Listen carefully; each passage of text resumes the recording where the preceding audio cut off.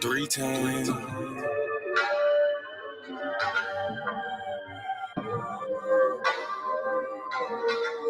4 times.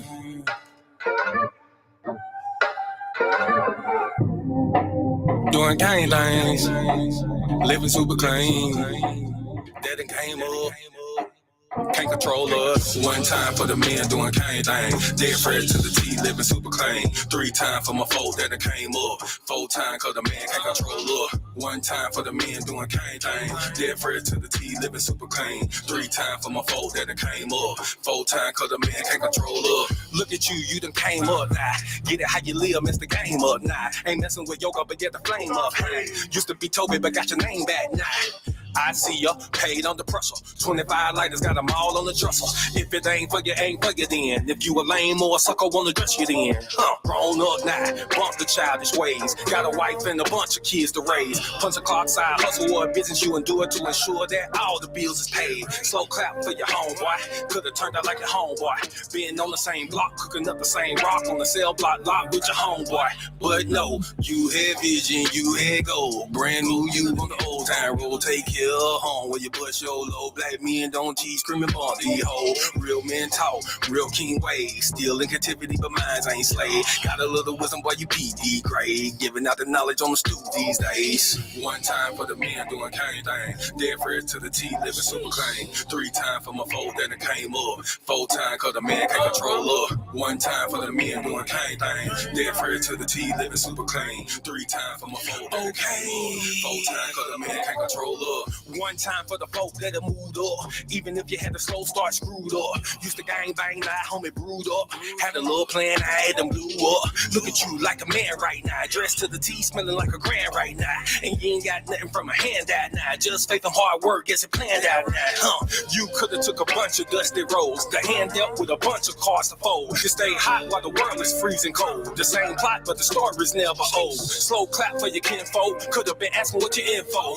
Prosecutor could be trying to do you in for the 2020 twins, so you passing out the info. But no, you had purpose, you had plans. I ain't doing nothing, I'ma say these bands won't impress y'all, don't need no fans. That ain't my God, who is that, man? This real man talk, real king ways. Still in captivity, but minds ain't slave. Got a little wisdom while you peep these grades. Giving out the knowledge on the stoop these days. 1 time for the men doing cane thing. Dead fresh to the T, living super clean. 3 times for my folk that came up. 4 times cause the man can't control up. 1 time for the men doing cane things. Dead fresh to the T, living super clean. 3 times for my folk that came up. 4 times cause the man can't control up.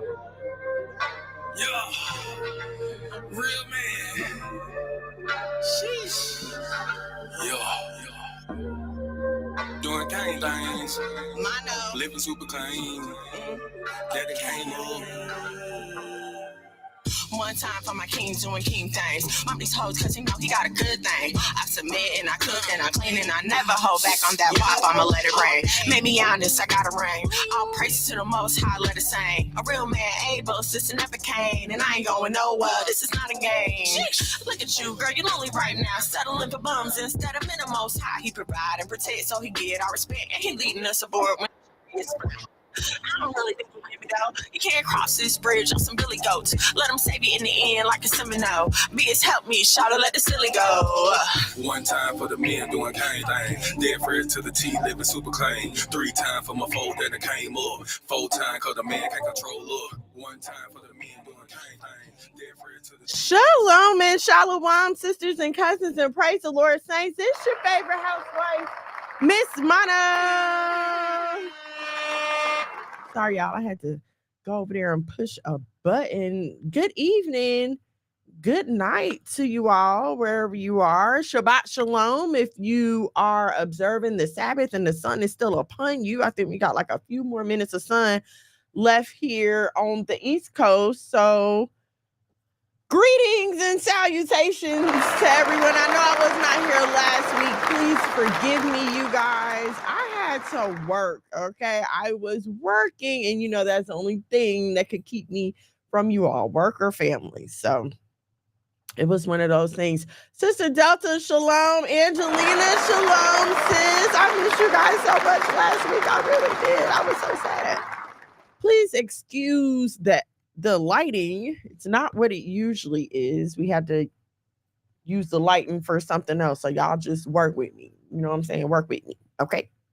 As I tell y'all every week, I'm so glad that you're here. You could be anywhere on the worldwide internet, but you are here with me, and I appreciate that. Thank you so much for tuning in wherever you are, Facebook, YouTube, Instagram. Thank you so much for joining me this evening. Just in case it's your first time here, please allow me to introduce myself. I am at Miss Mono's World Needs Content Creator. She's Facebook, Instagram, and TikTok. You can find me and my content on those places, okay? And here, of course. If you're not at the YouTube, please head over to the YouTube at Monologue McGad, MONOLOGMAGAD. Okay, that is my illustrious, sexy, delicious, hardworking husband. So while you're there, check out the visuals, check out the music, check out past podcast episodes. You can also find Monologues music streaming on all of your streaming platforms, Apple, Spotify, Tidal, all those good places. I'm an Apple girl myself. So, you know, wherever you get your music from is fine. Shout out to the audience on the Saya TV. Thank y'all so much for joining me. I air live on the Saya TV each and every week, Thursday at 8 o'clock. So, hey. If you're on the Nasai TV app, go ahead and hop on the YouTube on your phone so you can be a part of the conversation. Let's see what else. Who else do I need to? Oh, yes, F3 Fringed Up Family Fest. If you still need tickets, if you'd like to sponsor, if you'd like to be a vendor, if you'd like to volunteer, if you'd like to donate, please head over to 3mgmusic.com. That's 3mgmusic.com with any questions or anything. Or any purchases, donations, or anything that you would like to make to F3. If you have any questions, the email is info@3mgmusic.com. Okay, I think I got all the preliminaries out of the way. Are you about to fix my light, or are you just bringing that in here? Oh, you want the light? I mean, if I could, but if not, it's fine. I understand you got other stuff to do. I'll pay you. Nature's credit card. All right, y'all. Thank y'all so much for hanging out with us this evening. It's a lot of stuff been going on, and I know I missed last week. So you know, let's just get into a few things. Okay, I read an article today. I was reading this article. And the article said, I'm sorry, I didn't tell you our main topic. Okay, the main topic, why Boaz don't want your ass, is because you're addicted to trash. So we're going to talk about how we keep making trash decisions and staying attached to trash people and how it is affecting not just your current life, but it also affects your future prospects. You know what I'm saying? We're going to talk about all that. But first, we're going to do our side stories. We are going to first do our side stories. Okay, so I read an article today. I don't know where I was. I read an article today that said that Black women are complaining about the dating app Hinge. They're saying that the app is biased and that it hides their profiles, and therefore it's making it hard for them to like get dates and use the app and stuff. And so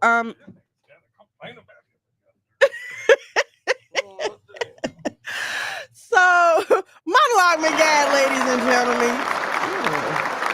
All right, don't look too hard, y'all.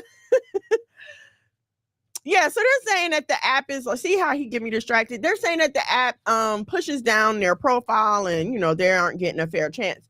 And so upon further reading of the article, it was proposed by one of the representatives of the app that maybe the people on the Hinged app don't prefer Black women. He basically said that. He said the app works by people's preferences. So whatever preferences they put in, those are the type of people that they are shown. There's also a option on the app called a deal breaker. You can select a deal breaker item, something that you absolutely will not tolerate. And so from the tone of the article, you can read the article in Shade Room, as a matter of fact. From the tone of the article, it's kind of like the app was saying, we're not biased. People just don't want to date Black women. And so what, you know what I'm saying? Like, what do you say to that? Because how can you prove it?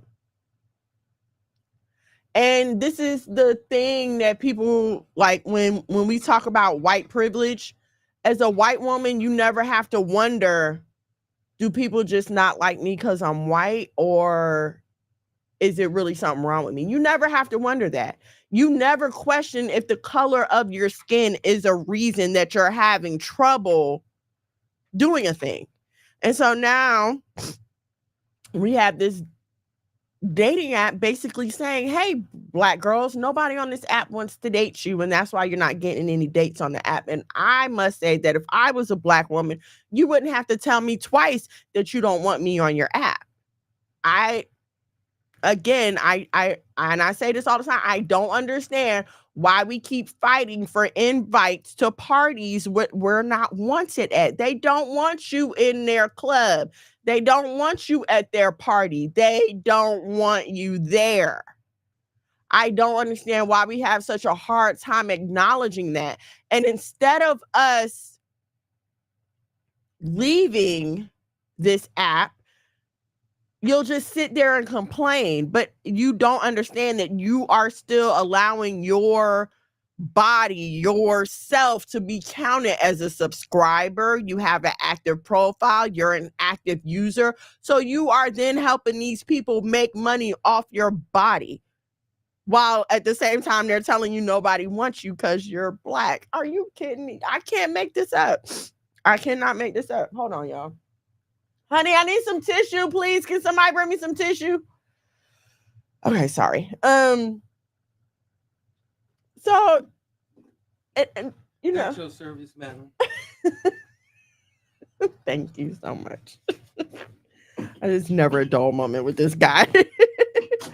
So it's like, what can you do? Are you going to just sit there and keep complaining? Or are you just going to go somewhere else where you're wanted? I would just go somewhere else where I'm wanted. I don't understand why we as a people haven't figured that out yet. As much as we complain about the umpteenth years of segregation and everything else, and the fact that we are repeatedly, blatantly, and egregiously shown by corporations and organizations in this system that our Black presence isn't wanted.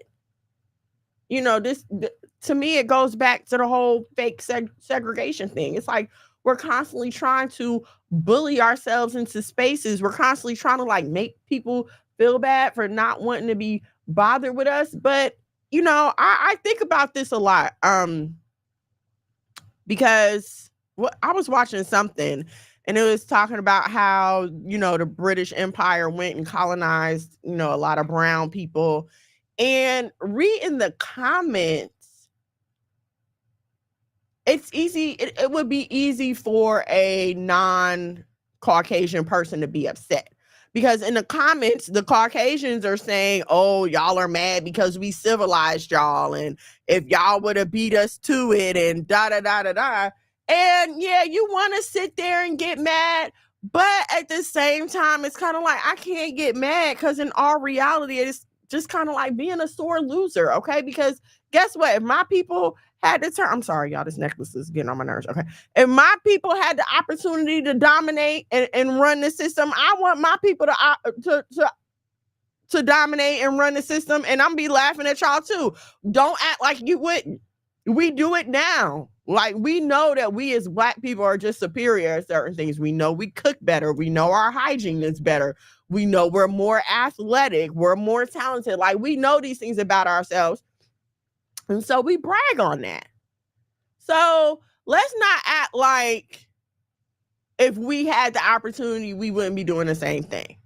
Like I tell y'all all the time, no one wants to be equal. They just want their turn to dominate. Equality is a bunch of bull. Equality is basically, hey, it's my turn to be in charge. That's all it is. So instead of us, Shemayim Kawal, Shalom and Shalom, sis, thank you for joining me. Make sure you like, share, subscribe, turn on your notifications so you know when we go live. So instead of us, what was I saying? See, I got off on something else. And instead of us accepting and realizing that they don't want to be bothered with us in these spaces, we'll continue to whine and argue and then wonder why people call us victims. Oh, okay, I know what I was saying. So instead of us being upset at the people who are dominating the system right now, instead of you wasting your energy, let me say it like that. Instead of you wasting your energy, whining, complaining, and giving it attention, man, just go somewhere where you're wanted. It's like with this white woman that got on the internet and said the N-word. And everybody keeps interacting with her content, so now she's blowing up. Like, why do we do that? Why are we attracted to things that are meant to spark a negative reaction? Okay? Because you ain't got to tell me but one time, baby, you don't want me at your house, party, app, whatever. You ain't got to tell me twice. I'm gone. Okay, I am gone. And now I understand that we have to put up with certain things to live, okay? You have to put up with certain biases. Listen, even as a content creator, like there are certain biases that I know that I deal with. Okay. I'm for who I'm for, and who I'm not for, I'm not for. I'm not trying to reach the lily white audience. I'm not trying to reach the majority of Americans. I'm not. So I'm not going to sit up here, oh, they won't let me, they won't. Who cares? Who cares? Oh, they let the white people do it and they get rich. Listen, if you're, I saw a TikTok, and in the TikTok, the man was talking about how Ronda Rousey, I don't know if y'all know her, Ronda Rousey, the female MMA fighter or something like that, her great grandfather was the first Black physician in the United States. But you would never know that because Rhonda is a full-blown white woman. And so the guy that was narrating the TikTok was saying, like, if I bust my behind as a Black man to build generational wealth for my family, I'll be damned if my kids run off and marry white women to the point that you can't tell my family is Black anymore. Okay, so you can't get mad that white people have set this system up for their children to benefit from. That's what you're supposed to do. You're supposed to set things up for your children to benefit from it. And so now that, you know what I'm saying, we're here in this generation, we want to act like we don't get it. No, we get it. Stop acting so ignorant. Stop entertaining it. Stop feeding it. They do stuff to get our attention. Why? Because the attention of Black people is the most valuable thing that these people can possess. Why? Because the world follows Black people, and we know this. We're the style setters. We're the trendsetters. Okay? We make or break things. We make or break movements. We make or break lifestyles. Why you think we the face of the alphabet mafia now? Because if we wasn't there, it would be some side situation. They need us there to make it valid. And instead of us realizing that, oh, I have this power to do something else, because all y'all did by complaining about the Hinge app was make it more popular now. You just made the app more popular now. It's on the Shade Room. People gonna be able to Google and see it. Oh, they're accused of racism against Black people. I mean, come on. Come on. Big guy here, Shalom and Shalom.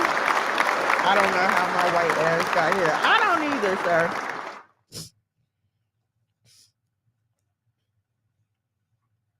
So let's just be more wise in our actions. Okay, you don't want me here. Bye, I'm going. I'm going to tell my other people, but that's it. I'm not going to stay. I'm not trying to change your mind. I'm not doing none of that. So I just hope them women don't sit on that app and, what I'm saying, not be getting any dates. That would drive me crazy. All right. Listen. I don't know if y'all saw, I'm sure y'all have, it's been all up and down Facebook about these women paying Chris Brown anywhere between $1,000 and $1,200 for like a backstage meet and greet picture, letting him grab their butt and rub them all up and down. And I just want to say that for a generation of women that claim that they don't need a man, to pay somebody a band to rub on your behind, that is clownery. That's clownery. You're paying a man to rub on your butt. If you had a man at home, you wouldn't have to pay for that. Y'all do know that, right? Like if you just act right and like get yourself together and be cooperative and agreeable with a real life, everyday human man, then you wouldn't have to pay some person who does not know you, does not care about you, is not going to think about you once you leave their presence. You don't have to pay this person $1,000 to do the things that a man would happily do to you at home. I don't understand this. I don't need a man, but I don't understand that I don't need a man, but like Ebony K. Williams out here, she done went and decided to just go to a sperm bank and buy herself some sperm and make herself a baby. A woman was never meant to go through pregnancy alone. As someone who had to go through pregnancy alone and then was blessed to be able to go through pregnancy with a good husband, I'm going to tell you right now, you were not meant to be pregnant alone. It is a lot. It's not just a physical toll, it's an emotional toll on you. And see, I'm not supposed to say this because for some reason we have been told that our being emotionally led as women is a weakness. And in certain situations, yes, being emotionally led is a weakness. And I'm going to say that is why men tend to dominate those places where logic is paramount. It is not natural for a woman to be so logic based that she totally just shuts down her emotional part. And I can't understand. I can't understand this I don't need a man, but I'm going to pay for the things a man is supposed to do. I don't need a man, but I'm going to go pay someone to give me some sperm that I could have got for free, or that was supposed to come with a husband and a family. I got to go out here and pay somebody for it. I don't need a man, but I'm going to go out here and pay somebody to rub on my butt and make me feel important for a few seconds. That's not how any of this is supposed to work. These are needs that you're supposed to be having met at home. Why do you? And then they just are smiling in these pictures and they just so happy. How though? Why? Because it's Chris Brown? Because if it was Chris Jackson at the club in the hood, we have to stop it. I mean, we got to stop the idol worship. That's all it is. This is idol worship. Is the situation with Chris Brown. That's idol worship. I'm going to pay you to degrade me. I'm going to pay you to disrespect me. I want to pay you to make me look like a hoe on the internet. It's not making sense. This is foolishness on display. It's foolishness. It's crazy. I don't understand it. I really don't. I don't need a man, but I don't pay for things that I don't need. I don't pay for things that I don't need. I don't have to pay for babies. I don't have to pay for babies. I don't have to pay for affection. I don't have to pay for love. Because I'm a cooperative, agreeable member of a marriage. And that is, that's what you get from that. That is what marriage is for, to give you those things. But we don't want to fall in line. We don't want to fall in line with the word. We don't want to fall in line with what men are telling us that they want.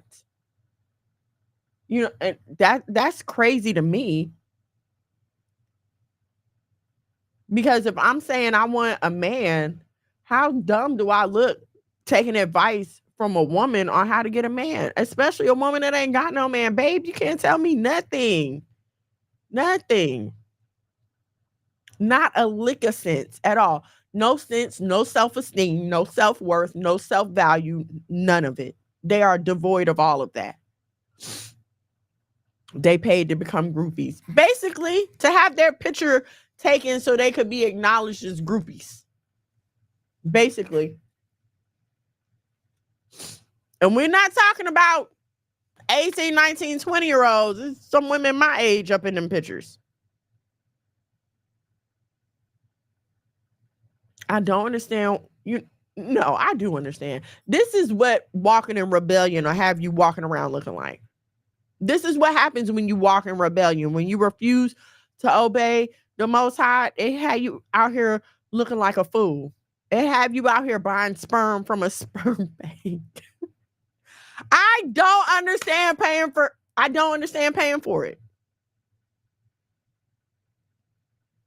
don't understand. A few months ago, though, Ebony K. Williams was also on social media. So I'll never get with a bus driver and you have to have this, and this, and that, and that. Baby, I would have rather you had a bus driver who was willing to marry you and help you raise a child than for you to go and have a baby with a ghost. I would have rather that. The child would benefit more from that. Your life would be better because of that.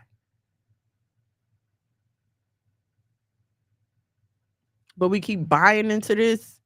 I don't need a man. That has never been my song at all. And so what I've been seeing lately, a lot of talk about women who are man-centered. It's a term, I guess, for women who care about men. Call me man-centered all you want to, but after a certain age, isn't the goal to get a husband? Like while we're 10, 11, 12, and 13, yes, my homegirls are my world and da-da-da-da-da, and we're friends and we rock and we this and we that. But baby, by the time we like turning that 20, 25-year-old corner and it's time for us to start getting married, then why is that not just the unanimous expectation? Like, okay, listen, girls, it's time for us to start finding a man. That needs to be our focus. Why is that not understood? I feel like a lot of the women that complain about other women being man-centered are that way because they can't get a man. Because then I feel like if you was getting men, then you would understand, like, maybe I'm a different kind of girl. I don't know. I don't want to sit around with y'all hoes all day. Excuse me. I don't. Okay. There's a man around. What?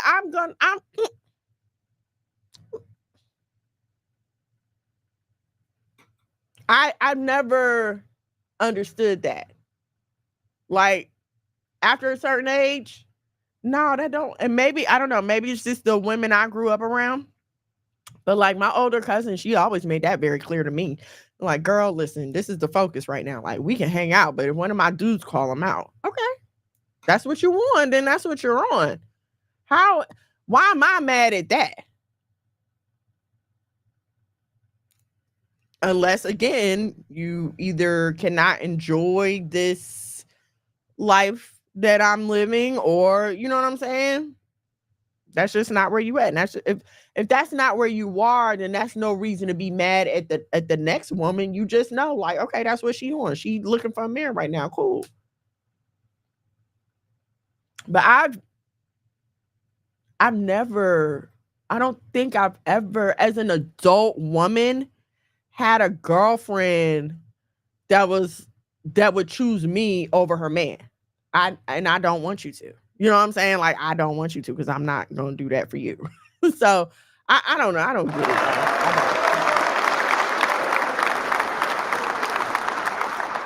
Okay. This next side story is a little more serious. And I know some of y'all might be like, Miss Mono, what are you talking about? I want to talk about why I refuse to celebrate Juneteenth.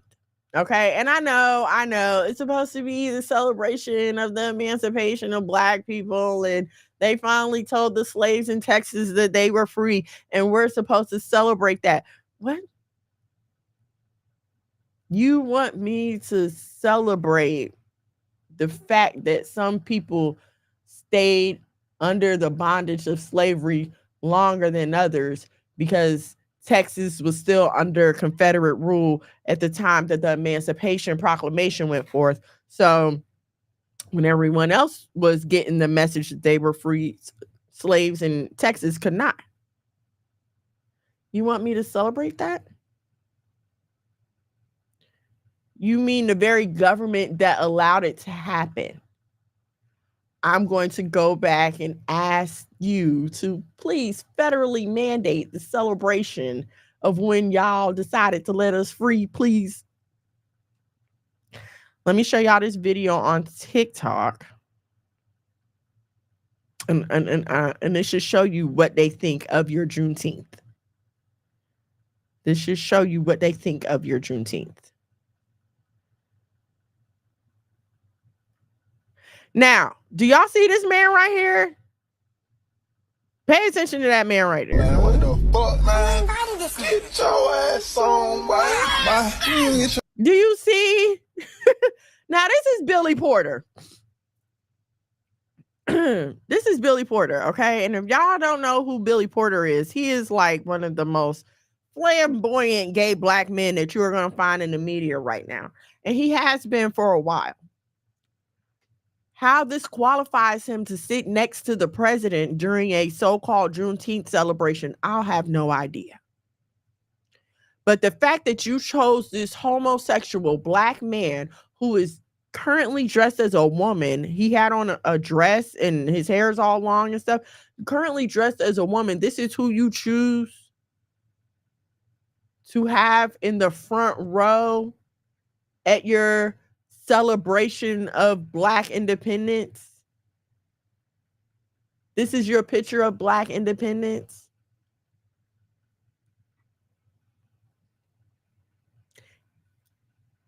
And then, of course, they made sure they got the picture of him bending down and kissing the president's hand. Why? I don't understand why we keep expecting anything different from these people. Anything they give us, it's coming with a slap to the face, and you know it. Yeah, we'll give you welfare, but we'll make you be so poor that you'll never get a chance to get off it. Sure, we'll give you housing, we'll give you Section 8, but we'll make the housing so miserable your kids are swallowing lead paint. We'll give you Section 8, but you can only live in certain places.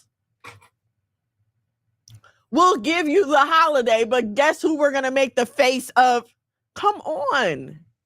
They keep doing it to us over and over again. They keep telling us, they keep showing us the only acceptable Black people for them. You know what really got me?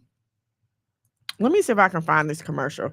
I don't know how many of y'all watched Atlanta, But there's a guy in Atlanta, Brian Henry Thomas, I think is his name or something like that. And oh, wait a minute. Okay. So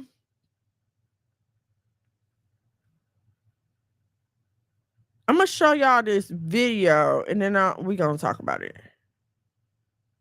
Hold on. Let me pull up the video.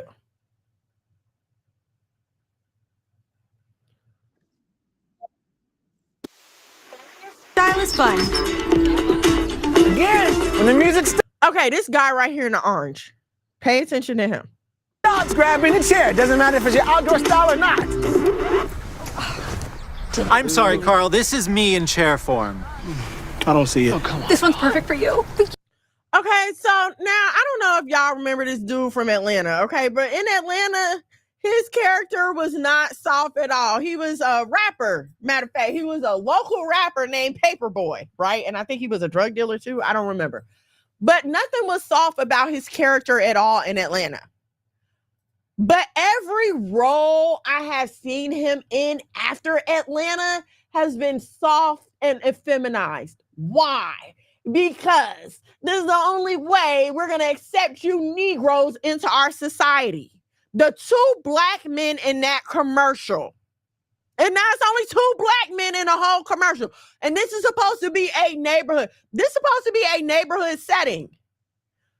Only two black men in the whole neighborhood, and they both Brian Tyree Henry. Thank you so much. Shalom and Shalom, Messiah. Motok, Shalom and Shalom. Thank you for joining me. The only two black men in the neighborhood, and they have to be soft, effeminized, and because that's the only way they want to see you. They don't want to see a strong black man. They do not want to see a masculine figure. Masculinity is not toxic. Let me tell you something. Listen, masculinity is one of the most beautiful, comforting, peaceful, just amazing places to live in.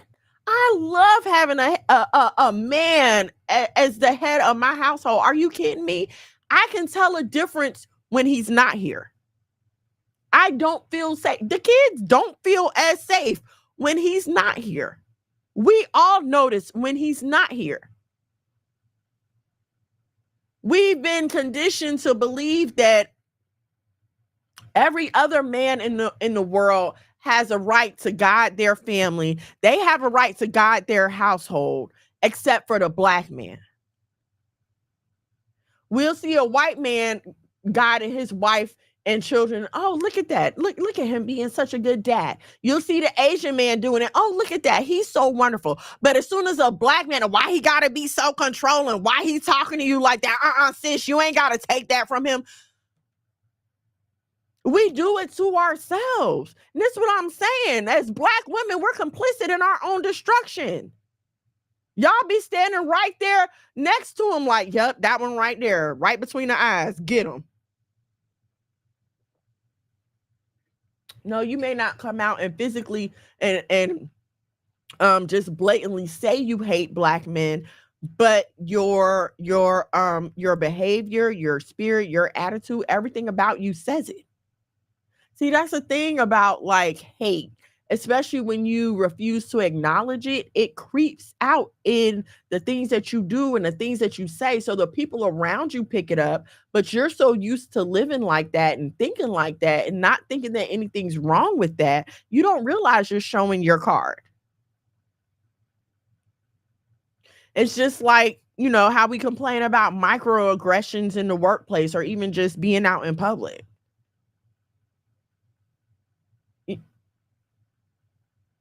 You know, they'll say, well, I didn't blatantly do this. Maybe they didn't blatantly do it, but that's been their thought process for so long, they don't find anything wrong with it. And so they have no problem displaying that outwardly because to them, they're not doing anything wrong. And it's the same thing when you, black woman, decide that you're going to hate black men because of what a few black men did to you. I know, your dad, your uncle, your grandpa, your boyfriend, your baby daddy, your ex-husband. I know, sis, but what about you? What about you? Because once you realize your issue and you still decide to lean on it, now it's a crutch. Now it's a crutch. Because yes, this bad thing happened to me, but I'm going to pray, I'm going to heal, and I'm going to try to get over it. And every opportunity that this thing gets to present itself to me, I'm going to try to overcome it so that I can have a healthy life. But what a lot of y'all do is be like, oh, this thing happened to me. Look, everyone should take pity on me. Look, this thing happened to me. I can't get over this thing because I need pity and I need attention. And this is the only way that I can think to get it. So I'm going to pretend that this thing is just still crushing me 10, 15, 20 years later. And the only one suffering is you, babe. You're the only one suffering because everyone else is going along and falling in love and getting married and having babies and doing the life thing, but you're still leaning on this crutch. And I'm sorry that it happened. And the whole world can sit here and say they're sorry. And even the one who came back and hurt you can sit there and say he's sorry. And so what does that sorry add to you? Now that we've all said that we're sorry, what does that add to you? And I'm not talking to you as someone who was born with a silver spoon in her mouth and never had to overcome or endure anything. That's not where I'm coming from, boo. I'm coming to you as someone who had her own share of trauma, of incidents, of things that happened to me in my life that were done by people who I thought would never hurt me. Yes, been through all that. Been there, done that, got the t-shirt and the hats, as this older lady once said to me. Okay, and so what I'm here to tell you is that a healthy life is possible with a Black man, with a strong, masculine, present Black man. A happy, healthy family and a happy, healthy life is possible, but you're never going to find it if you're constantly stuck in your place of hurt and of trauma. And I don't even know how I got onto that. I'm talking about the men's in the commercial. I don't know how we got there, but nah, shalom and shalom, sister. Hey, better late than never. Thank you for joining us. So yeah, like let's stop feeding into that. Stop supporting the alphabet mafia. Black women, stop it. Because you're uplifting that as a representation of Black men. And so what is the world to think of us? What is someone who's never seen a Black man in real life but saw that Wayfair commercial supposed to think of Black men? The same way that people may have never seen a Black person in real life, but because of YouTube, they can watch drill videos. They can watch whoever's, I don't know who's rapping these days, but they can watch these things and form these ideas. And as much as y'all love Glorilla, and you know, yeah, some of her songs are really cool, but at the end of the day, we still have to think about what kind of representation is she putting out there for us and our children. Meg Thee Stallion, all of them. The men, I'm not trying to leave the men out. You know, I just don't know. I don't know. I don't know these guys these days.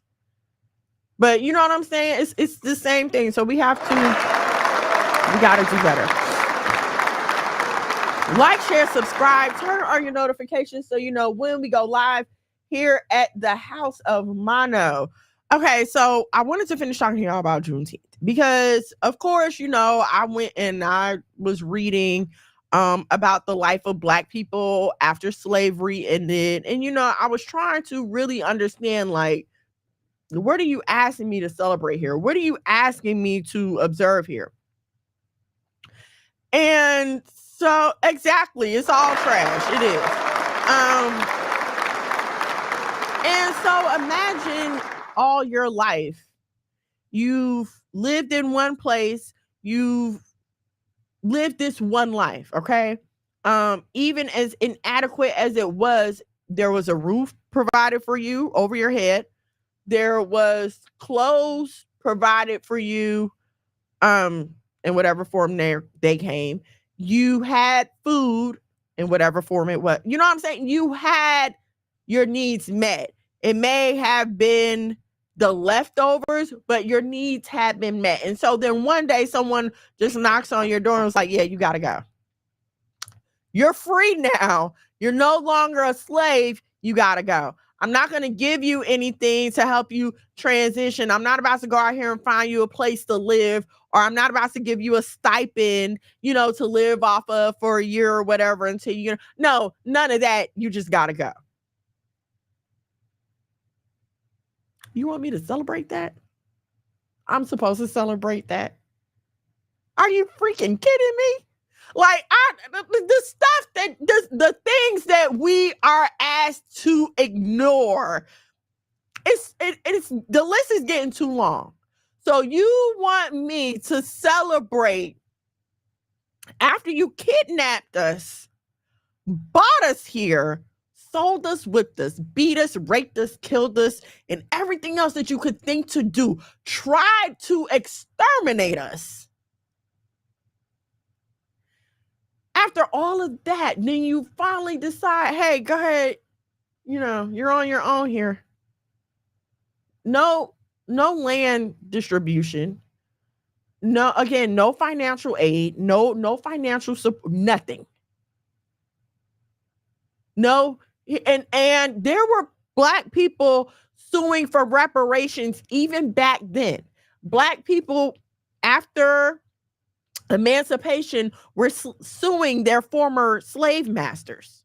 Like, hey, yeah, I did work for you and you owe me. They were fighting for the 40 acres and a mule back then, because it's like, how you just going to kick us out on the street? And then you want me at present day to celebrate the further demise of my people? Are you freaking kidding me? Are you kidding me? Yes, America wants to celebrate its Independence Day because they came over here, cleared a nations of people that were already on this land through, again, murder, robbing, pillaging, and raping. Sure, they had something to celebrate. Celebrate American independence. Why wouldn't you? You came up. You came up on a whole continent. You came up. But what am I as a Black person celebrating? You still refuse to tell me who I really am.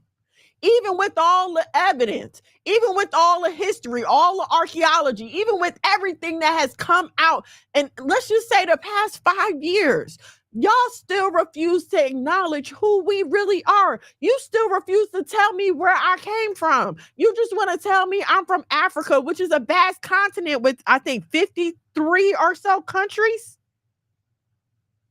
And then you're going to tell me to go back to a continent? Get out of here. Oh, as long as we spend the money, they'll make it a holiday. There you go. You are so right. As if that's not the cause for all holidays in this country. Y'all have to know by now. Mother's Day, Father's Day, Easter, Christmas, even your birthday. It's all in the name of capitalism and consumerism. Now, all of a sudden, Hallmark got Juneteenth cards. Come on. Y'all got to see past that. They got a Juneteenth section at Walmart. Juneteenth is now an industry. It's now an industry. They got decorations for y'all. They got cards for y'all. They probably got cakes for y'all. And it's all going to be black, green, and red. You already know that. Come on. It is an industry now. Like, oh, y'all want us to acknowledge y'all holiday. Well, you need all the holiday fixings that all the other American holidays have. So let's give y'all this.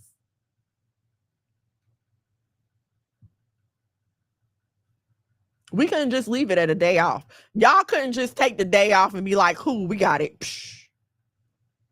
Y'all want to go out here and have picnics and shaka boom, 80, shalom and shalom.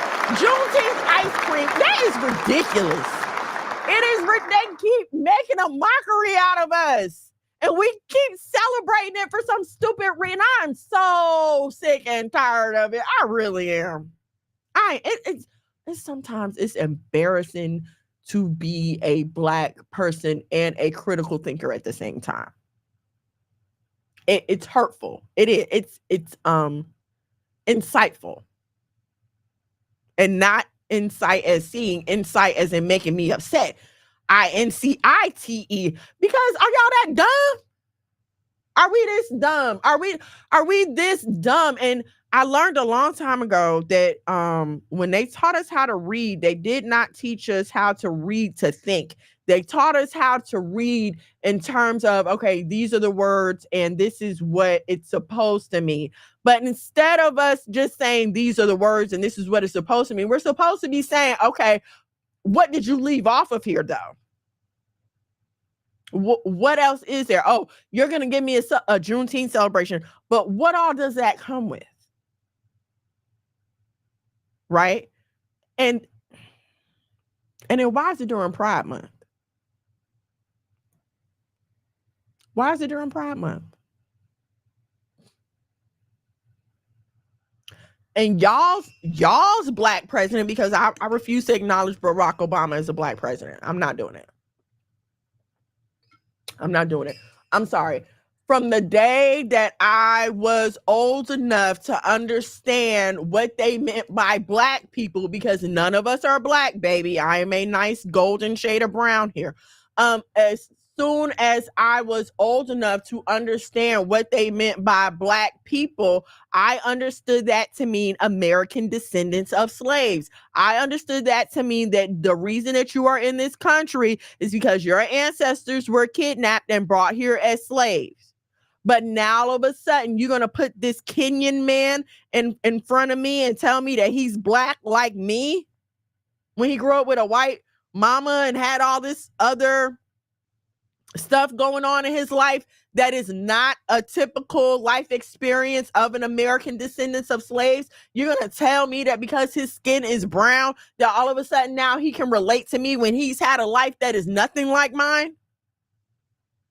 And then even after he sat in that office and did not pass any hate crime legislation, not one anti-lynching bill, not anything to benefit, save, or protect Black people, but he sat up there and made June a whole month for the alphabet mafia. Y'all still want to tell me that, oh, Barack Obama, he's the greatest president. Get the HELL out my face, please. Get out my face. I'm not going to keep doing it. No, I'm not going to you're not going to change the definition of words to fit your agenda and expect me to go along with it. No, because I remember when it was only for us.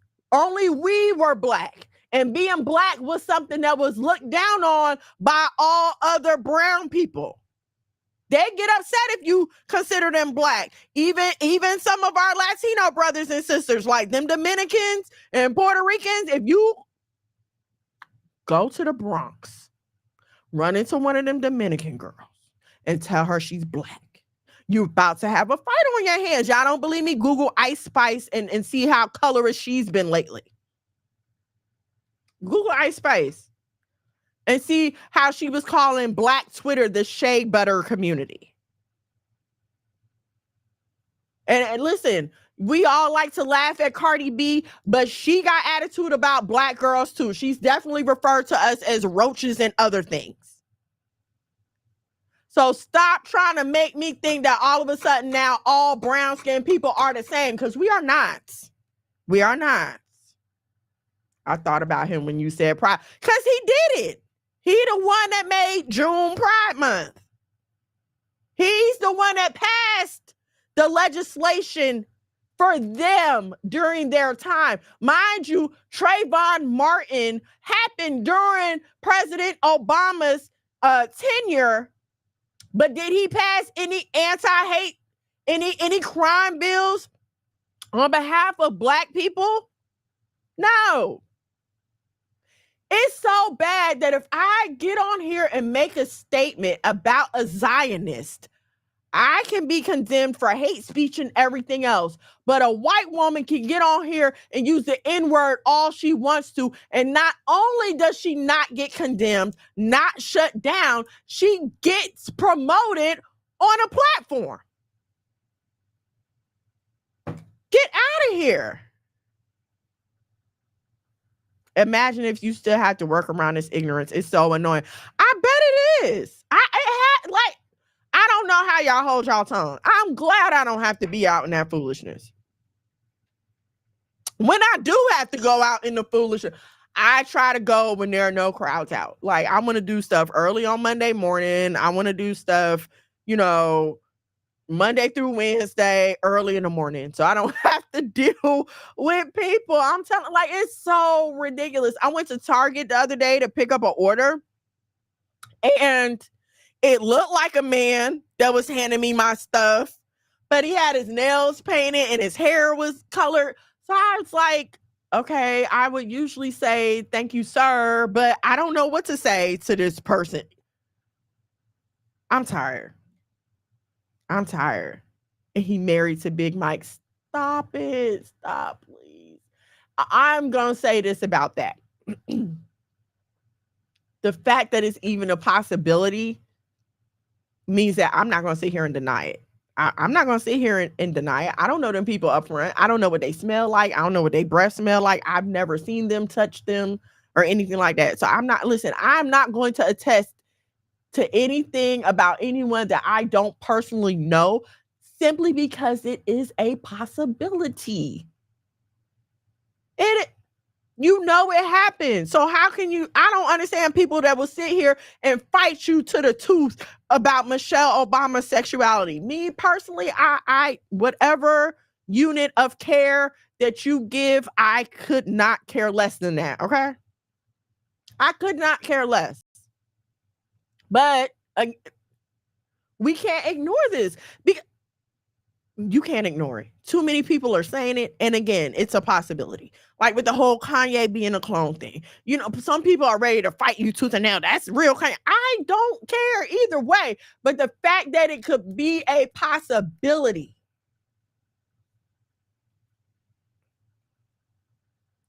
He passed Pride and GMO bills. Have y'all noticed that your bread is not getting moldy anymore? Have you noticed that? I noticed that. Like the bread don't mold like it used to. Even the fruits and vegetables, they don't get old like they used to. And here's what I want y'all to understand, especially with the food and everything. It's deeper than just some pesticides. Like, you have to understand, like, the soil has been contaminated. Our water has been contaminated. There is nothing. My husband went to the doctor a few years ago, and we were giving him garlic water to try to treat his blood pressure. And the doctor closed the door and told him, listen, this is not the same food that our ancestors were eating.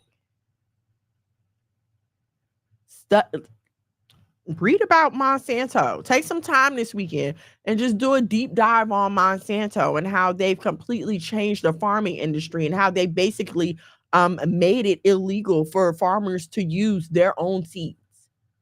Like, you couldn't grow an apple and then take that apple seed. Or no, now you have to use these Monsanto seeds. Just take a look at it if y'all get some time. Don't take my word for it. Read it for yourself. Fruit. So, and I, for one, like, I'm allergic to the pesticides in conventional fruit. And so when I eat them, my ears and my throat itch really bad.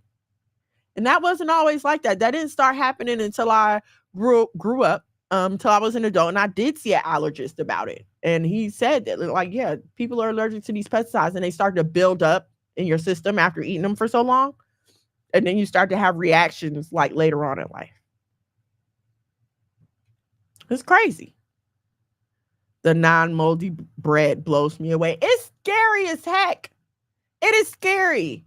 Because what are you putting in the bread? Like, no, what are you putting in the bread that it's not doing its natural process? And what is that doing to my body? This is what we, you know what I'm saying? Like, what are you doing to my body? What is this? How is this interacting with the hormones in my body, the hormones that regulate my body? These are the questions we got to start asking. And I've been slipping on making my own bread, but I'm going to start doing that because I'm tired. It's too much.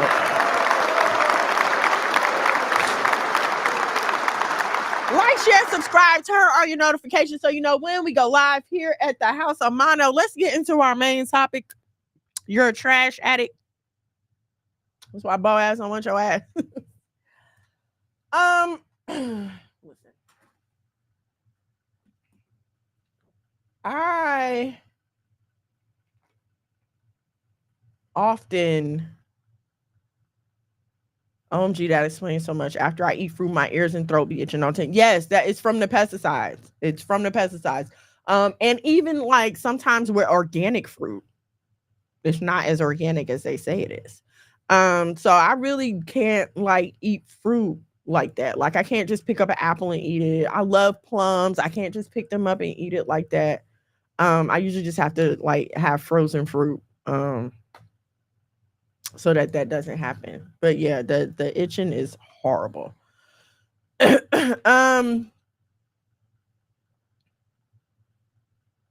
Okay. So you're a trash addict.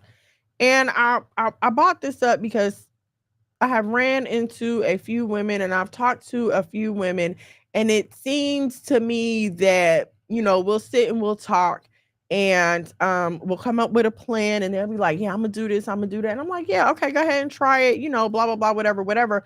And then you come back a year or two later and they're in the same place, asking you the same questions, having the same conversation. And it does not matter how many times you sit and talk and get advice. You can attend all the conferences in the world. You can have all the one-on-one mediations. You can take all the master classes. You can hear all the best sermons. But if you're not willing to apply these principles to your life and do the work, then babe, it's just like talking to the air.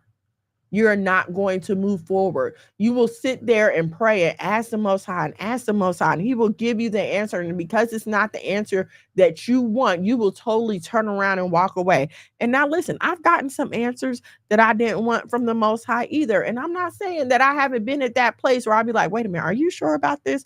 Hold on, let's go back and rerun this. And yes, sometimes I even tried to make God a liar. I did. Like he would tell me like, that's not going to work. And I'd be like, you know what? But I think that I can make it work. So God, if you could just, sit over there for a second and let me do this, I'm going to make it work. Imagine that, me trying to make God a liar. Imagine that. But we do it every day. You do it every day. You do it in even in the ways that you refuse to keep the law when you know that you should. You are determined to make God a liar. You are determined to say that I can live my life the way I want it to live, and I'm still going to get successful results from that life. I'm still going to have the nice house, the nice car. I'm still going to have the great family, but I'm going to do things the way I want to do them, not the way that the Most High has set them before me. Okay. And this is what I mean by you're addicted to trash, because I have to say that anything that is contrary to the word of the Most High is trash. You are walking in open rebellion and you refuse to elevate your life. There are some people who stay in the projects because $35 a month is affordable. $35 a month is affordable. So I'm going to sit here on this Section 8 voucher and I'm going to be cool. Even when there's an opportunity. Like, okay, hey, we just built some affordable housing. It's not Section 8, but you can do this. No, I'm gonna sit here on this $35 a month. Never mind trying to advance so that hopefully I will leave something to my children, because your Section 8 does not pass down to your children. That project apartment does not pass down to your children. So instead of you saying, well, let me go out here and put one foot in front of the other and try to build something, you're just going to stay where it's comfortable. A lot of y'all stay in abusive relationships because it's comfortable. Well, he ain't killed me yet. So you're just going to sit around and wait for that? That's what you're waiting for? I don't like the way he talks to me. I don't like this. I don't like that. Now, I'm not talking about y'all that's married and going through a rough patch. All marriages have rough patches, okay? I'm talking about y'all that's out here dating, dipping and dabbing, still trying to figure it out. And listen, y'all, be wise. Even when you run in the streets, be wise. The Most High be telling you, no, stay away from that one. No, stay away from that one. And it seems like the one he's telling you, no, stay away from, that's the one you want to keep touching the most. It's like the moth to the fire. You're drawn to the thing that ultimately is going to take you up out of here. And I've told y'all before, like, physical death isn't the worst thing to happen. Yes, it's the final thing, but that's not the worst thing, because you can live in torture and torment every day. Have you ever lived in a house with an unhappy person? Do you know how draining, how tiring, and how burdensome that is? But instead of you saying, okay, well, this is what I have to do to get started, you'll just stay there because you've gotten comfortable there, and anything else seems too hard. It's like people who get depressed, and for some reason, for the life of me, I can't understand it, but it's like people who get depressed and just let their home fall into disarray. And instead of them saying, all right, today I'm going to get up and I'm going to take care of this and I'm going to get my life back on track, they'll just sit there and let their home stay in the filth because it's comfortable. I'm cool. It's not hurting me. I'm comfortable with this. Have y'all ever watched Hoarders? The person who's doing the hoarding doesn't see a problem with what they're doing. These people have their houses condemned. There are fire hazards. Their children and grandchildren can no longer come to their home. They can't have company. They totally isolated themselves from the world, but they're comfortable with it, so they're just going to stay there. And so what I'm trying to tell y'all is, when you're sitting in the cheap seats and you're watching the people in the front row and you're feeling like, ooh, I'm just going to make it to the front row, you can't do that without doing the work to get there. Right? Because that's a long distance. Just think about the cheap nosebleed seats. I'm talking about way, way up in the top of the stadium. Even in distance is far, right? So in terms of the work you have to do to get there, that's going to be far too, babe. I'm not here to tell you that it's easy. I'm not here to say that, oh, it's so easy to just pick yourself up and keep going. Nah, boo, because there have been times when there have been people in my life who I know meant me no good, but I just did not want to be lonely. So I'm going to just let this character stay here and continue to drain me. I know this girl, she ain't really my friend, but I'm so lonely. So I'm going to just let her stay here and drain me. Yeah, I could be doing better financially, but I mean, my rent is paid. I'm okay on my bills. So I'm not going to try to do any better. I'm not going to try to save. I'm not going to try to look for a better job. I'm okay where I'm at now. I don't want to work any harder. And so, but you can't have that attitude and then decide that you want the lifestyle of someone who did put in the work. And that's the problem. Like, a lot of us want to complain about why we can't see what the people in the front row see when we refuse to leave the cheap seats. And that's why won't a decent man be attracted to me? Why can't I be happily married? Because, babe, look at how you carry yourself. Look at how you're walking around. No decent man wants a woman who does not know how to behave, doesn't know how to conduct herself, is always flaunting herself naked online. No decent man wants that, because he's going to have to take you and present you to the world as his wife. And if this man has a good name, he's concerned about his name, and what he's not going to do is have you come in with your bad built BBL and ruin all the work that he has done for the last 10, 15, 20 years. It is a miserable life. That's a miserable life trying to convince yourself you're good. Because it's a circle in your head that nobody else hears but you. That audio loop of you trying to convince yourself that you're okay, nobody hears that but you. And the reactions that you get when you go out into society should be enough to show you that, nah, boo, you need to do better. You need to tighten that up. But you'll convince yourself that, oh, people just hate me. Everybody hating on me. I don't know why. Babe, nobody's hating on you, and nobody's hating on you. And hear me, because I'm not trying to make it sound like I'm bashing anybody or anything like that. But come on, like, y'all got to come up a couple levels. Okay, your situation is where it is. We all had to start somewhere. I left an apartment because of bed bugs, right? This was like 15 years ago. Yeah, 15 years ago. I left an apartment. The apartment had bed bugs. So when I left the apartment, I had to leave everything, including my bed, especially my bed. I could only take like my TVs, my dishes. I took my TVs. I took my dishes. I took some of the furniture. I took most of my clothes. But I went from having a fully furnished apartment to having nothing. And no fault of my own. I didn't know it was bed bugs in that apartment when I moved in. No fault of my own. And so when I went to my next apartment, babe, I'm sleeping on the floor. Like, I got a pallet on the floor and a pillow. And I had to work my way back to a fully furnished apartment. Was it hard? Yes, it was hard. Could I have just stayed sleeping? No, I couldn't have stayed sleeping on the floor. I'm not even gonna lie to y'all. I'm not built like that. I never been built like that. But so, yes, we all have to start from somewhere. And sometimes you do get knocked down. Sometimes you do get knocked down. And let's be honest about the knockdown. Sometimes it just happens. I couldn't have prevented those bed bugs. There's nothing I could have did about that. Sometimes it's our own doing. You know when you're making that bad decision.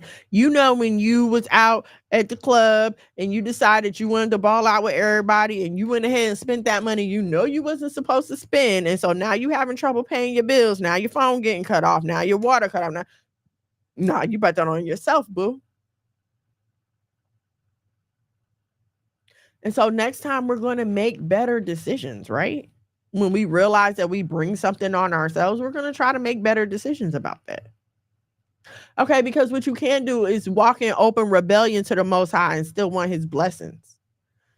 It's like if you come and stay in my house and you decide that you don't want to follow the rules in my house. Like, I'm a stickler about hygiene. Before you come in my kitchen, you better brush your teeth and wash your face. I'm a stickler about before you get in the bed, you better take a shower. Okay, but so you come to my house and decide that you don't want to follow my rules, then baby, you don't get to sleep in my bed and you don't get to eat my food. And I don't know why we as adults feel like, oh, my house and my rules, but we don't want to give that same respect to the Most High. The creator of heaven and earth, the one who literally supplies the breath in your body. You don't feel like he deserves that same obedience that you demand? How dare you? How dare you? We want to have rules and conduct and standards for the people that enter our life. And let me tell y'all something about these standards, boo, ma'am, sis, cousin. When you are not meeting a standard that you have set for other people to be in your life, you are a hypocrite. You're a hypocrite. I find it very amusing to run into women who will have 2, 3, and 4 kids and demand that any man that gets with them not have any children. I find it amusing for women who are taking the bus to demand, okay, this man gotta have a car to get with me.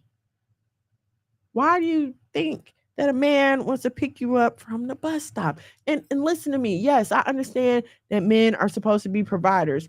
Yes, they are. But ma'am, sis, cousin, you cannot ask a man to put good money after bad. What do I mean by that? You cannot ask a man to provide for you when you are not even willing to provide for yourself, because all you're going to do is move into that man's house, eat up all his food, sleep all day, get fat, not raise children, and do everything else that he's afraid of you doing. No, you have to prove that you are worth doing this for. And what you can't even be obedient to the Most High. There's not even evidence of the Holy Spirit moving in your life. What could you possibly have to offer this man? And this is what I be telling y'all when I be saying that what you bring to the conversation table is not always financial. It's not always a physical thing. A lot of times it's your inner self, your inner being, your inner work. What do you have to offer? Are you going to be good with the kids? Can I trust you to maintain a clean home? Can I know that you will be obedient to the Spirit of the Most High? And so this way we can move on one accord. Can I know that about you? And a lot of y'all not there. You're not there, but you want a man of God, so you say. You want a leader, so you say.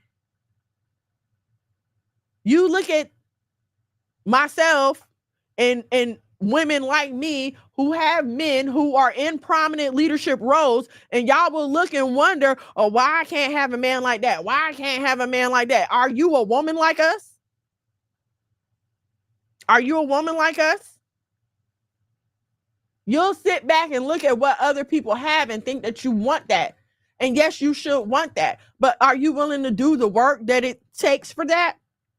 One thing that I say a lot is like, people will look at where you are now and want to be who you are now, but they don't want to put in the work that it took to get to where you are. Next week, exactly in 7 days, it'll be me and my husband's 10th wedding anniversary. Okay. 10 years.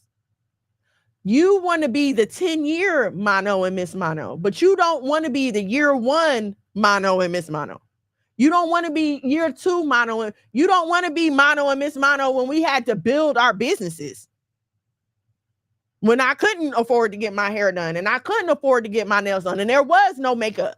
You don't want to be them people. You want to be who we are now. And baby, you just can't get there like that. That's not how that works. There are people who started out on this journey with us. One of my husband's friends, in fact, was supposed to be building the print doctors with us. And some things went on. And also, I think what had a big part of his wife was just not supportive. And he came back years after, he just dropped out of the print doctors. And he came back years later and was like, I wish my wife was supportive. He was talking to my husband. He's like, I wish my wife was supportive like your wife. We could have really had something if my wife would have supported me like your wife supports you. That's what y'all don't want to do, though. Yeah, listen, me supporting my husband is not just me sitting back looking pretty. Nah, it's when he's up working, I'm up working too. And again, I tell y'all every day, I do not work as hard as he does. I am not trying to say that at all. But baby, I pull my weight around here. I pull my weight around here. I'm not just sitting back waiting for things to happen. I see what my husband is in need of, and I'm trying to meet that need. Where you need me to be at? How can I help you? Well, my husband had, like today, he left to shoot some content. I'm standing right by the door. Can I carry that for you? What you need me to do? What can I be taking care of while you're gone? Because, yeah, he's going out to work, but he's also still the head of this household. So if there's something going on in this house, it's my responsibility to handle that. So I'm going to check with him just like I would check with my boss. Y'all will walk into work and happily empty the trash and everything else your employer has for you to do, but let your husband ask you to cook for him and it's all hell breaking loose. Major hypocrisy. You got to meet brothers where you're at. Inspect what you inspect. Are you the standard that you require? Hello? Hello? And listen, y'all gotta be realistic. Like, I don't know where we get these ridiculous stories from that a man is supposed to swoop down in his white Porsche and save us from the projects that we find ourselves in. That's not that don't happen like that. And I'm gonna tell y'all right now, and I'm speaking from personal experience. If a man who is a lot more financially stable than you are is taking an interest in you, it is usually about sex. He's just trying to see how he can take advantage of you. He's just trying to see how much money he has to throw your way to get some. You don't have to believe me, but I'm telling you what I know. He's not taking you seriously because you are not you're not a match. You're not a counterpart. You're not a balancing counterpart. You understand what I'm saying? You're not capable. You don't. Too many fairy tales and Hollywood movies. Exactly. Way too many. You don't understand life at the level that he's living. And I know that might, again, too many Hollywood movies, right? All this unity and we are the same and blah, blah, blah, blah, blah. And that's a bunch of bull crap. I have learned that certain financial levels that you achieve allows you to live a totally different life. There are certain things that I just don't have to worry about anymore. I don't really have to worry about somebody breaking in my car. I don't have to worry about upstairs and downstairs neighbors anymore. I don't. There's just certain things I don't worry about. I don't worry about if I want to Uber some Starbucks anymore. I don't have to give that a second thought. I no longer have to count my money to see, okay, can we afford to eat out this time if I want to treat myself or if I want to treat the kids? I don't worry about that. I don't worry about my bills being paid. I don't worry about any of that stuff anymore. You, as a woman who's sitting around struggling and is worried about them bills being paid, cannot relate to a man who does not worry about that. His mind is on other things. When you are worried about your bills being paid, that is all you are worried about. You are constantly just, how can I pay this rent? How can I pay this water bill? How can I pay this phone bill? But once that is taken care of, okay, now I'm on to building things. Now I'm on to other things. But how can he take you there with him if your mindset is not there? You understand what I'm saying? You don't elevate him. Exactly. You don't elevate him in any way, not even spiritually. You can't pray for him. You can't talk to him. You can't impart a word of wisdom on him. I was talking to my mom, and I think some of these women are just void of the Holy Spirit altogether. Like, we just assume that everyone has a certain measure of the Holy Spirit. And I'm just starting to see no, maybe they don't. Like, maybe they don't at all. I think, I just take it for granted because I grew up in church. I was raised a certain way. Even at 43, it's starting to dawn on me that even some people that I know may just very well be void of the Holy Spirit. How else can you justify making the same dumb mistakes and dumb decisions over and over and over again? You cannot be being led by the Holy Spirit at all. At all. And I'm not even talking about you out here saved, sanctified, and just totally living right. No, baby, because even when I was running the streets, the Most High would still be, all right, girl, that's enough. Come on now. You're just taking it too far. That hedge of protection that they used to talk to us about all the time, where you might go out there a little bit. You might put your toe in the water, but you ain't gonna put your whole foot out there. Some of y'all ain't got that. And y'all need to pray about that. You need to pray about that. That's your job in a relationship. That's why you're so emotionally led. You're supposed to be the spiritual component of the relationship. While he's out working and dealing with the world, you're supposed to be at home raising the kids, doing the laundry, and praying for your family. But some of y'all won't even do that. And so what use are you? You know, and you're like, well, I'm not trying to get a man of God. I don't care if he's a thug or whatever. Thugs need the Holy Spirit too. Stop thinking that just because these men out here running the street that they don't know. They know. They got grandmas and mamas. Somebody in their ear telling them right. Listen. You can't be dumb and be in the streets and be doing anything. You can't be. They not dumb. Okay? We gotta stop. Let's get out of this mindset that, oh, as long as I got this magical thing between my legs, I can make a man do anything I want to do. That is the total and that is foolishness. I hope that in the year 2024, you are not thinking that. That thing between your legs only works with a man who loves you. If that man don't love you, that man don't. And baby, you might as well be handing out Twinkies because nobody cares. Literally nobody cares.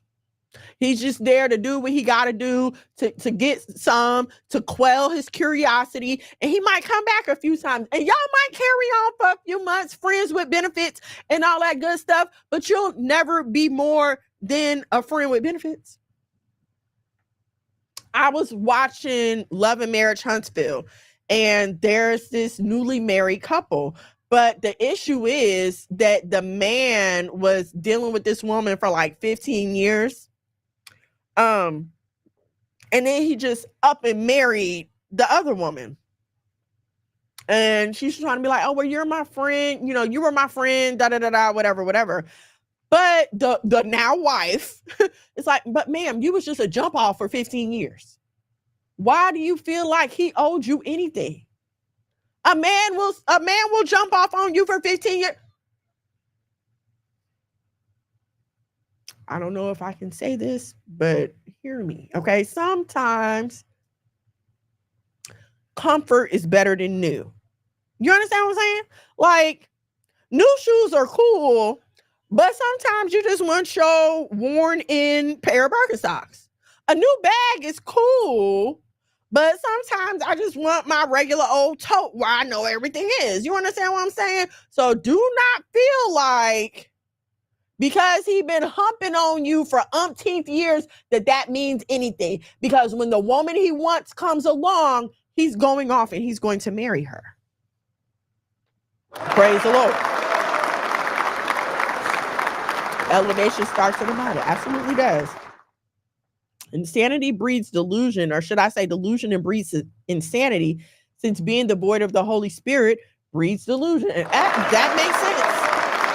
That makes sense. It's the delusion that I can do this on my own. I don't need the Most High. I can handle this on my own. It's that delusion that will lead you to keep staying in the same position that you're in, trying the same things over and over again with the same people after they failed multiple times. You're not going to get to a different group of people until you pass the test that you're in. Until you have enough sense to say no to the wrong thing, you're not going to meet the right thing. Yes, Twinkies. Because that's how much it's worth after you've spread it around. Period. That's how much it's worth after you spread it around. It's worth a Twinkie. And y'all, I don't think you realize how much you can affect someone's life. Them broken in shoes of that car that I molded and be everything. Yes, that car seat that you got perfectly right, or that spot on the couch is everything sometimes, right? But then sometimes, you know, a new car is cool. And so as women, I don't think we realize the power that we do have over a man once he decides to yield himself to us. Because yes, we talk about us submitting, but the man has to submit to you as well, right? And we don't understand that once a man submits to us, it is very easy for us to become a burden to him, to mislead him, or to elevate him. You can do those three things. Okay? Being a burden, that's the least of it. That's where you just laying around the house all day, lazy, don't want to do nothing. He got to do everything. He got to work and come home and take care of the kids and cook and clean. Now you just being a burden. Misleading, he can't, for some reason he can't see past his nose. So he's letting you destroy him financially, morally, spiritually, and everything else. You running him to the cleaners. Remember Diary of a Black Woman, when Charles got with this is bringing up another topic that I'm going to discuss probably next week. But when Charles got with the light-skinned girl and then he ended up in the hospital and she took the money and ran, leaving him with nothing, okay, misleading. Or you can elevate him. You can decide that I'm going to be a cooperative, agreeable member of this partnership. I'm going to do my part. I'm going to support him doing his. You have that power within you. But if you have not elevated yourself, why would any reasonable man expect you to be able to elevate him? If you have not pulled yourself out of anything, if you are not putting any effort and energy into maintaining yourself, why would any man expect you to be able to? Because baby, it's okay if you just getting your silk presses every 2 weeks and then, you know what I'm saying, you run off and get married and now you can afford a whole sewing. Go boo, do you. But babe, if you can't even afford a silk press, you nails not done, hair not done, clothes all raggedy, and you just expect this man to come in and bippity boppity boop Cinderella you. No, that's not how it works. It's not how it's going to work at all. And so until we are willing to clean ourselves up spiritually first, because it starts on the inside. Nothing is going to show up on the outside if you're not willing to do the work on the inside. So until we're willing to clean ourselves up spiritually first, you are like the character in the Charlie Brown strip that carries the blanket around and is always dirty with the flies around his head. You're a dumpster diver. You're a dumpster diver. People who dig in the trash for the things that they want. Think about the people you keep hanging around. Think about the people you keep choosing. Think about the places that you keep going. Because you might be like, oh, well, I live in the hood right now. I can't help being around these people. I get that. Cool. But look at the places that you keep going. Physical, mental, moral. Right, exactly. Linus, thank you. That's his name, Linus. Think about the places you keep going now. You are purposely putting yourselves in those situations. You don't have to be at the club on the weekends. You don't have to do that. There are museums here in Atlanta that have Friday and Saturday night events. You can go listen to music, see some exhibits, talk to different people, get around a different group of people. Oh, I didn't graduate college. Who cares? Who cares? Go out there. Get yourself around a different group of people. Maybe then you'll get the information and the impetus to go ahead and finish your education if that's what you want to do. You're going to have to elevate yourself in order to get around the people that you want to get around. For those of us who are married already, ma'am, sis, cousin, you're going to have to elevate yourself in order to get you and your husband to that next level. You're going to have to come up too, sis, because you're a representation of him. So how he look taking you around and you can't even carry yourself with any kind of modesty or decorum. You won't break a sweat and pray for him. How are you ever going to get anywhere? Anytime he's stressing all by himself because you're absent-minded, good for nothing. So how are y'all going to get anywhere? If you don't put yourself out there, you'll remain stagnant. Exactly. You'll remain in the same place. You'll wake up 2, 5, 10 years later. People will be gone. I know people who are in, hi guys. I know people who are in the exact same position that I left them in 10, 15, 20 years ago. Still doing the same things with the same people every day. That don't have to be your testimony, ma'am, sis, cousin. It don't. And it's just not for the single sisters. Some of us married women need to reevaluate ourselves. Are we doing all that we can to make sure that our husband is successful, to make sure that we and our family are as successful as we can possibly be? You feel like what you do is not important, but I don't think you understand the importance of having a clean and organized home. It's a reflection of the mind. When a person can move through their home and find the things that they need with ease, it takes a lot of stress off of them. For that man to know when he come home, everything going to be taken care of, the kids going to be taken care of, it's going to be food for him to eat, it's going to be peaceful.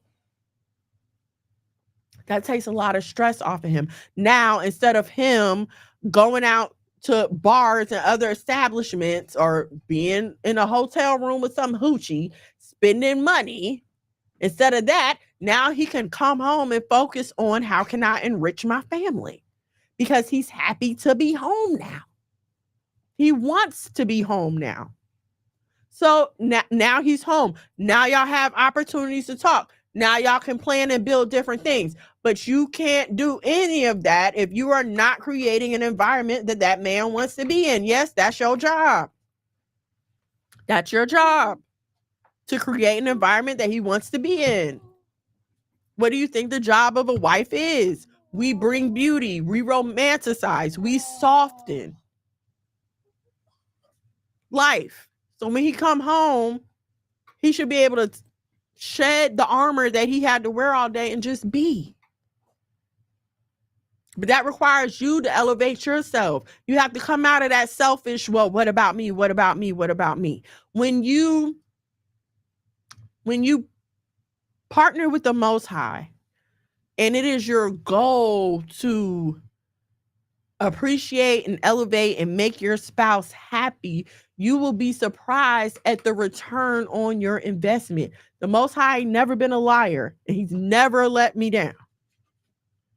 I'm telling you from experience. Paxton and Atticus, everybody, Atticus. Why? You get on here every week and drink my water or my tea or whatever. Why? He been upstairs this whole time and could have had all the water and all the tea that he wanted. But here he is drinking my... Okay, that's enough. Backwasher. Y'all see my almost Stanley? I call it an almost Stanley. I'm going to go ahead and give me a real Stanley, though, because this one does not keep my ice.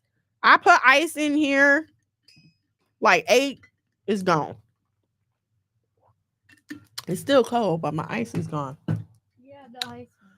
So, yeah, see, I'm going to have to go ahead and get me a for real Stanley. Why do Stanley? What do they do? It'll keep the it keeps the ice in the cup for like 2 days, and it keeps it really cold or really hot depending on what you put in there. I'll show you guys. All right, but yeah, I hope that something I said was helpful, whether you're listening live or on the replay. Because it's mom's water, it tastes better. It must be, right? It must be. I hope something that I said was helpful, whether you're listening live or on the replay. And of course, the first step to anything is to repent and turn from your sins. I want to please implore you to please do some self-examination, okay? Ask the Most High to show you, what you need to change. We're not talking about blatant sin now. Your blatant sin, so repent from that and turn away, okay? But ask the Most High to help you. Listen, it's not always easy to turn away. I get it. Ask him to help you. Sometimes it's not easy to adjust that attitude. I get it. ask him to help you. Where do you now like water from? I'm coming with him. Okay. Oh, you leaving me? I'll be back soon. Oh, okay. Stop it. Ask him to help you, I'll okay? be back soon. Okay, everyone. Okay. See you later. Mrs. Mono sips tea. Anyway, ask him to help you. So please, please, please, I implore you, repent, turn from your sins, get into prayer. Okay. Get in some prayer, get into your word, spend some time alone, turn off the TV, go in a quiet place, spend some time alone where you can really just commune with the Most High. And get a clear message for you, for your life, for your family, you know, in whatever position you're in, and for your steps forward. Okay.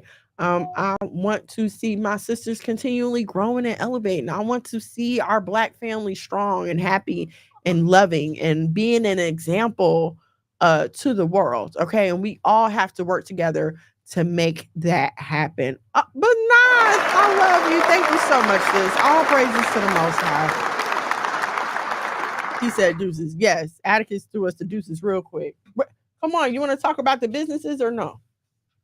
Mrs. Mono sips Can you please stop tea. pushing that button? That's one of the businesses. That is not one of our businesses. Okay, you know what? I'm gonna stop y'all from coming down here because y'all do everything but what I asked you to do. Are you gonna talk about the businesses or no? Okay. All right, come on. Top